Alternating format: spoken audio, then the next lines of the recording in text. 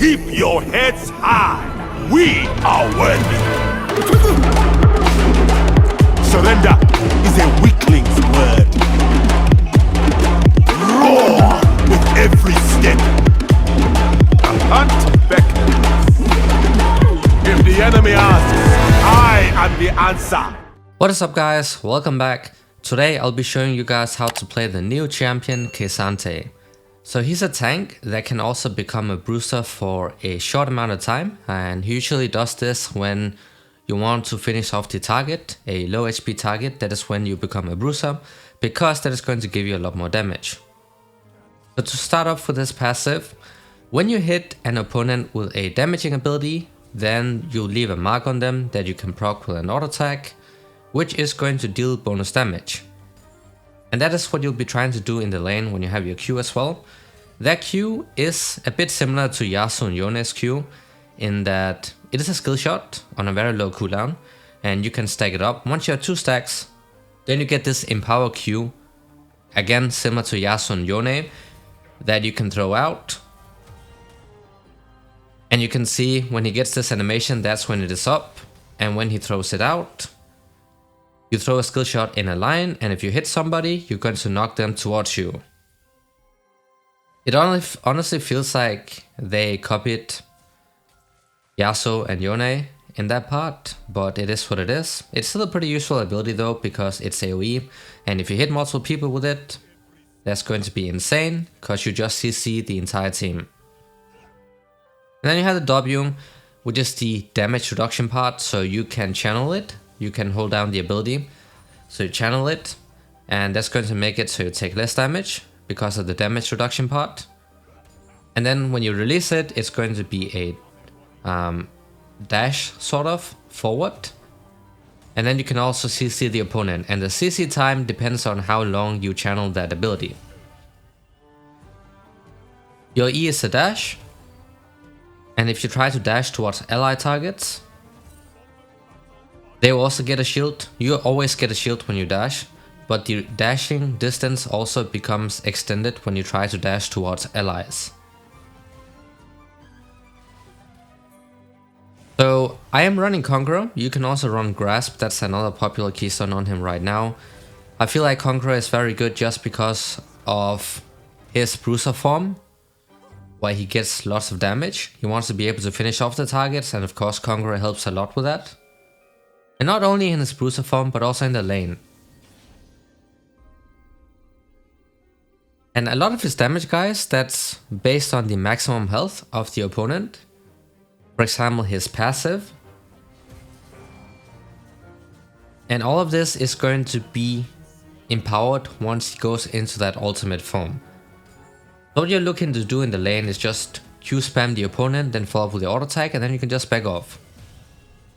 And then the damage reduction you have on your W, you can time that when you're about to take mass amounts of damage, for example an ultimate or something coming in.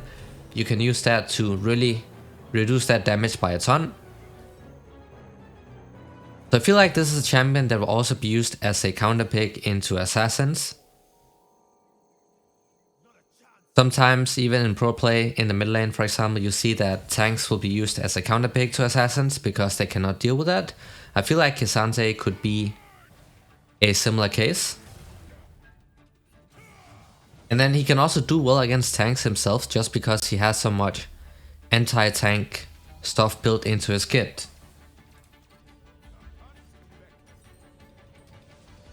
Just go ahead and back off here. Of course, we are going to build tank despite him having bruiser capabilities, mainly because of how he scales. Because a lot of his stuff scales off of also his AD, bot armor, and magic resistance.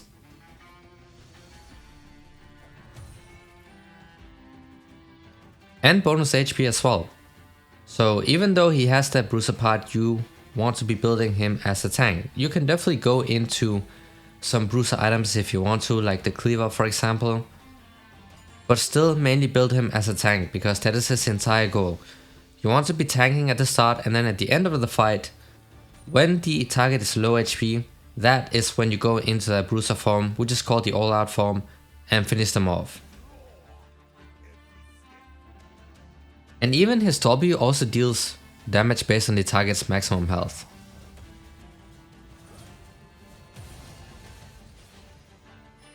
Now we got that ultimate form.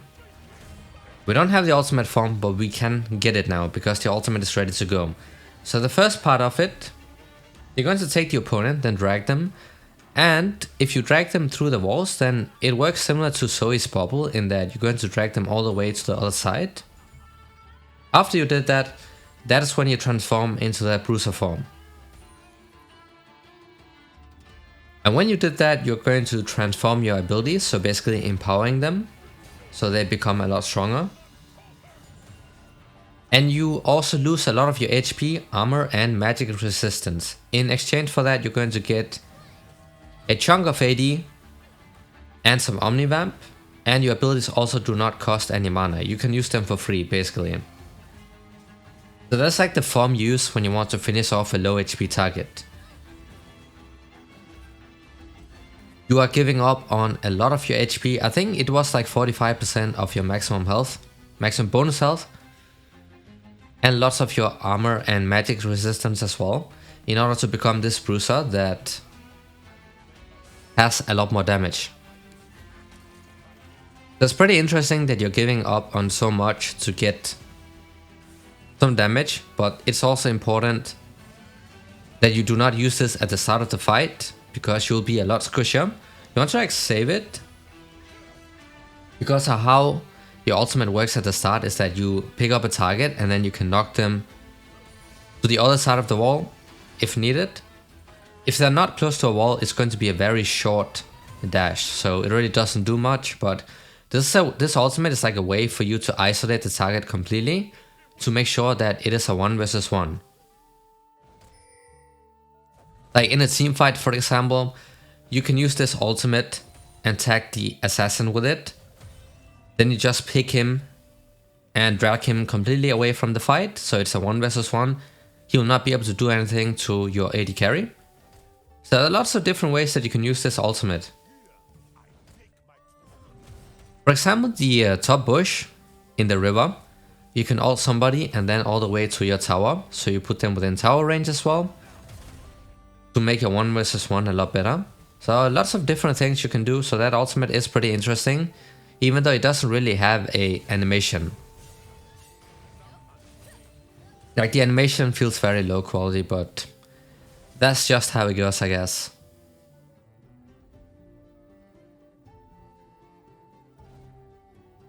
So it is a tank, meaning that you're not looking to pick up a lot of solo kills in the lane. Tanks are usually something you play for the team fighting parts. That's where they really start becoming good. They will also be a bit strong in the early game because of their base damage being pretty high. But his wave play is pretty decent when you have the Cinder and you also have your Q, which is AoE of course, so you can just hit the entire wave and then just auto attack and bam, the wave's gone.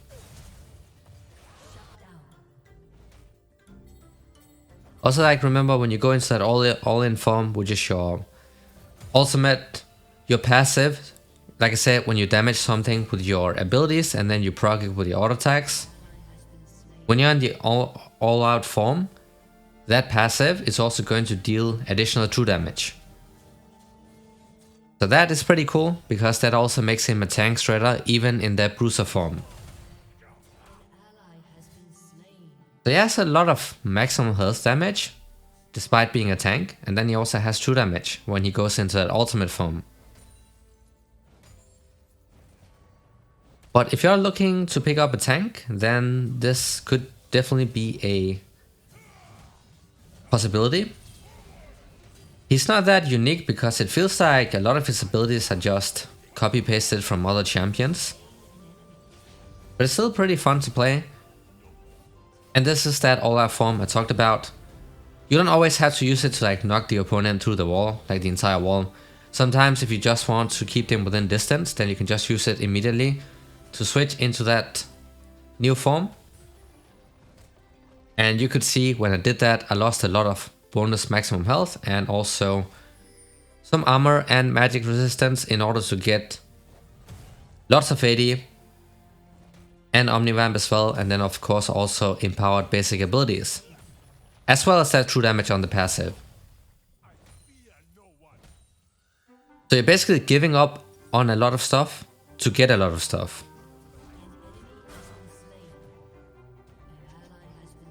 Lots of fighting going on around the map, but this is the first kill we picked up.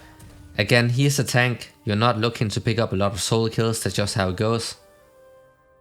I always like to upgrade the boots first to tier 2, especially if they have 80 top and 80 jungle, because you get super high value from it. And I'm also going for the Sunfire this game, so I was not able to afford it quite yet, therefore we went for the tier 2 boots.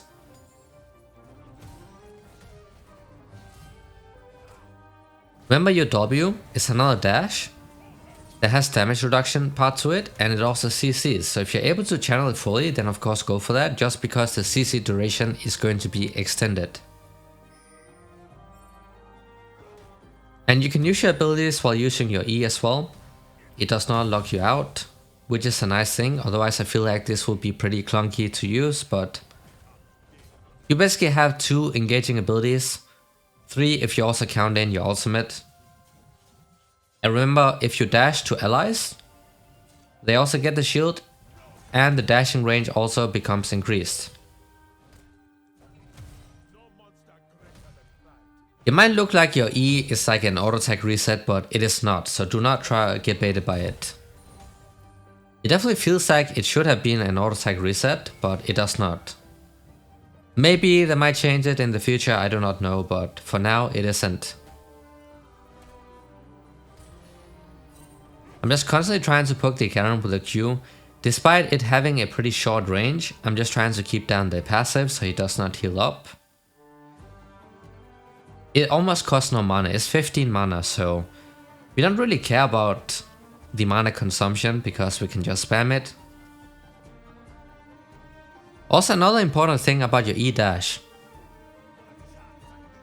You cannot use the normal E dash to dash over walls with. This only works when you are in your all-out form, so in the bruiser form, that is when it works. So if you're just in the tank form, you cannot dash over the walls.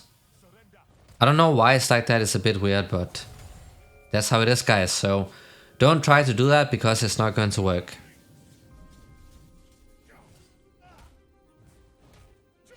But your ultimate is like a super great way of isolating one target to guarantee it's going to be a 1 versus 1, and at the same time you also put them completely out of the fight. Which can be a very good thing to do if you're playing against assassins. Now you can see that ultimate makes you unstoppable as well. Which is pretty cool, because then Poppy's that anti-dash mechanic does not work. But you could also see that if you're not standing super close to the wall, you will not drag them all the way to the other side. So you have to be super close in order for that part to work, otherwise it's going to be that short dash that almost does nothing, which you only want to do if you can finish off the opponent anyways. But the range works pretty similar to Zoe's bubble, so that should not be too hard to get used to. And I feel like it's going to look pretty cool when the team fighting and stuff starts and you just find the fed target, take them completely out of the fight, and then you just kill them because you're a tank, you're OP. And AD carries or assassins cannot deal with that. Especially not a tank that has dashes, multiple dashes in his kit. We got the first tank item. Of course, even though he has the bruiser form, still focus on building tank because of how he scales.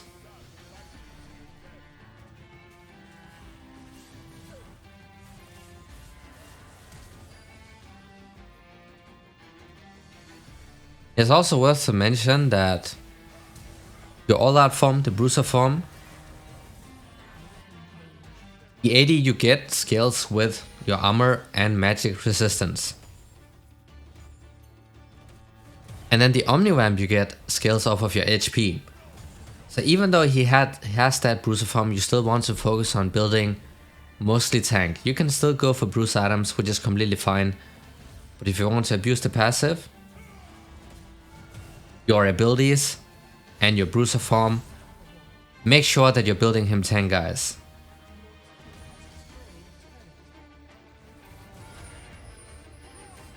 But that Q is really nice, even though it's a copy paste from Yasuo and Yone. It's definitely nice to have, because it makes it a lot harder for people to kite him, because he has 3 dashes in total, and then he also has that range ability that will knock people towards him. And you can see that Empower Q also doing a ton of work.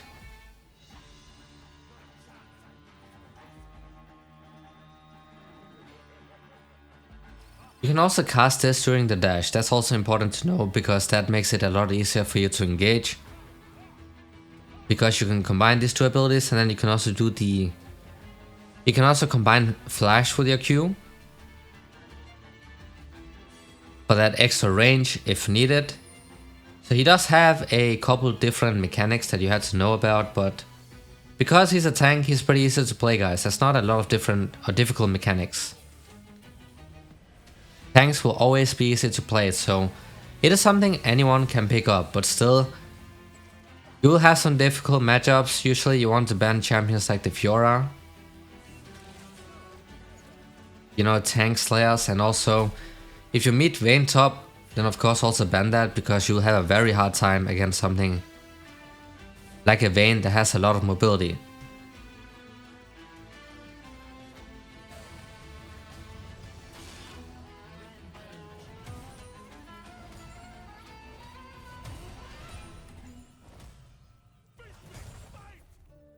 Also, when you're in the all-out form, your Q actually resets your auto attack timer.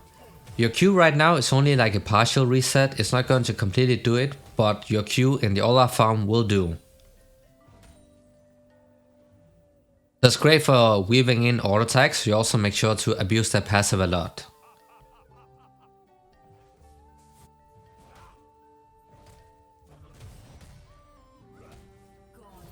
It is a fun champion to play for sure. He's not unique, I would never say that about this champion, because a lot of his stuff feels like it came from other champions, like his Q. A partial copy from Yasuo Yone. W feels a bit like the Gallius W with the damage reduction part, and then also CCing part. Ultimate like a Zoe bubble, except you also follow and drag somebody with you, and then of course also the dash is also not anything unique.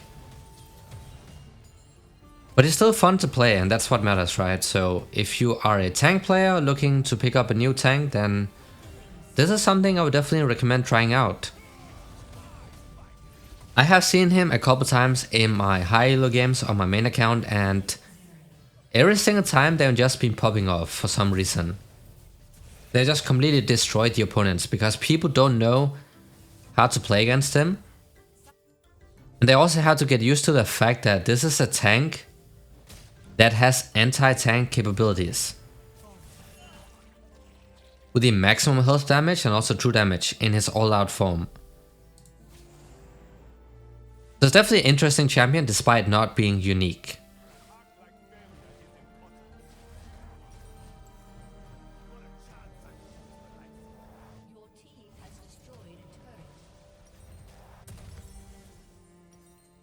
Also remember, your ultimate makes you unstoppable. Same thing for your W, the dash part. Or not the dash part, but like the charging part. So you can use this as anti-CC. For example, if you're fighting a Singed top lane and you know his C where he knocks people, or like pulls people and throws them behind him, if you time your W for when he's about to do that, it's going to be cancelled out, because you become unstoppable sort of in your W when you're charging it up.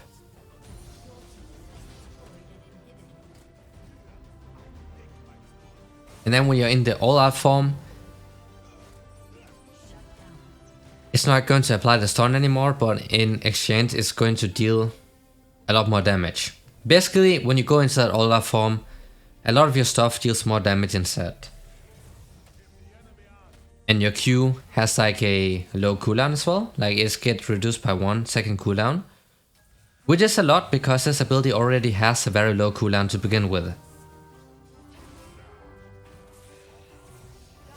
And then exchange, it does not slow people. Like your Q right now in the basic form has that brief slow to the target, which is to help you Q somebody and then walk up and auto attack them to proc the passive.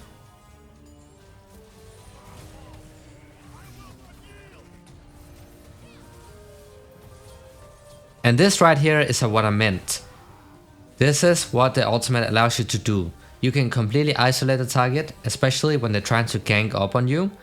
You just pick a target, take them all the way to the other side of the wall, and then it's a 1 versus 1. Put you in the bruiser form with the true damage on the passive, and then just kill them. But that was how to play the new champion. Thanks for watching, hope this was helpful guys, and see you all next time.